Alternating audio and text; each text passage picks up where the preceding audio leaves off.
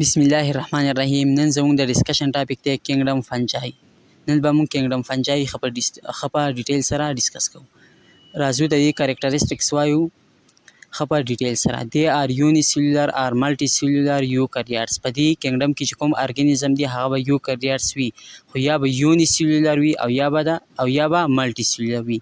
مطلب یا به د یو سیل نه جوړ وي او یا به د ډیرو سیلونو نه. صحیح شو؟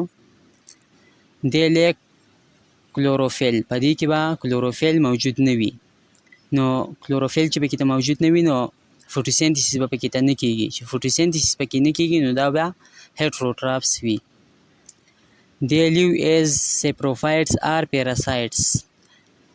دا کینګډم فنجای کې چې کوم ارګانیزم دی دا به سپروفایټس هم اوسیدی شي او پیراسایټ هم اوسیدی شي. که سپروفایټ اوسیږي نو دی به د یو مړ څیز نه خپل خوراک حاصلوي او هغې ته به څه نقصان نه رسوي، او که پیراسایټ اوسیږي نو د یو ژوندي څیز نه به خپل خوراک حاصلوي او هغې ته به نقصان رسوي. They store food inside the body in the form of glycogen.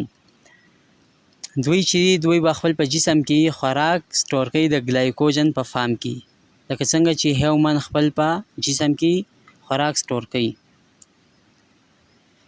Their cell wall is made up of chitin. په دوی کې به سیل وال موجود وي او هغه به جوړ وي د کایټین نه.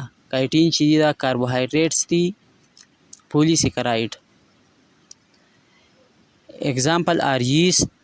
د دې اگزامپل دی ییسټ، خمبیره، مشروم، خریړي، بریډ مولډ په روټۍ باندې چې کوم پشم راځي، اینډ مورچیلا او ګوچۍ ETC وغیره.